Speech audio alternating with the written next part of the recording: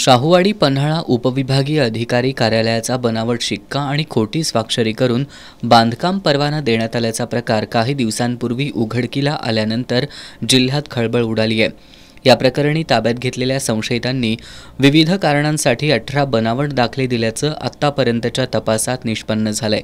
या प्रकारांमुळे आता पन्हाळा शाहूवाडी उपविभागीय कार्यालयाकडून 2020 पासून देण्यात आलेल्या दाखल्यांची पडताळणी करण्यासह महा ई सेवा केंद्रांची तपासणी करण्यात येणार असल्याचं उपविभागीय अधिकारी समीर शिंगटे यांनी सांगितलंय। पन्हाळा शाहूवाडी तालुक्यात नागरिकांना जमीन मिळकतीशी निगडीत खोटे बनावट ना हरकत दाखले, परवाने, आदेश आणि जातीचे दाखले देणारी टोळी सक्रिय झाली असून त्यांच्याकडून सर्वसामान्य नागरिकांची आर्थिक फसवणूक होत असल्याची चर्चा आहे। या पार्श्वभूमीवर महसूल प्रशासनानं आता कठोर पावलं उचलायला सुरुवात केली आहे। वितरित दाखल्यांची उपविभागीय अधिकारी कार्यालय आणि तहसीलदार कार्यालयाकडून पडताळणी करून घ्यावी। आपले सरकार सेवा केंद्र आणि महा ऑनलाईन केंद्राकडून वितरित केलेल्या डिजिटल स्वाक्षरीच्या दाखल्यांची सत्यता पडताळून घ्यावी, असं आवाहन उपविभागीय अधिकारी समीर शिंगटे यांनी केलंय।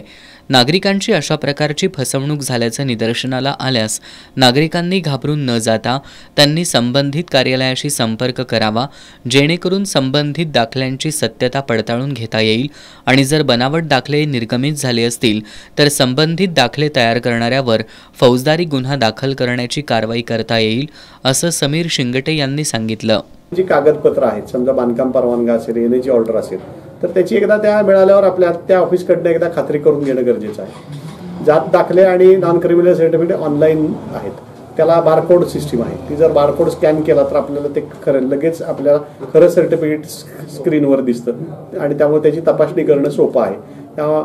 त्यामुळे नागरिकांना हे आव्हान आहे की त्यांनी हे स्वतः बघावं। ज्या लोकांना अशा प्रकारचे दाखले समजा काही चुकीची त्यांची फसवणूक झाली असेल तर त्यांची ते फसवणूक झालीत, म्हणजे त्यांना ते काही त्यात आरोपी नाही आहेत। ज्यांनी केली आहे ते खरे मुख्य आरोपी आहेत, पण ज्यांची फसवणूक झाली त्यांनी स्वतः येऊन सांगावं की जेणेकरून आपल्याला प्रशासनामार्फत व त्याच्यामध्ये ते सर्टिफिकेट रद्द करून त्यांना त्यात काय मार्ग काढता येईल त्याबाबत प्रयत्न करता येतील। त्यामुळे परत एकदा नागरिकांना आव्हान आहे की आपलं जे काम आहे ते कुठल्याही एजंट मार्फत किंवा कुणामार्फत करू नका। जी शासनाची फी ठरलेली आहे ते सोडून कुठल्याही प्रकारे पैसे कुणालाही देऊ नका। या पत्रकार बैठकीला तहसीलदार माधवी शिंदे, नायब तहसीलदार संजय वळवी उपस्थित होते।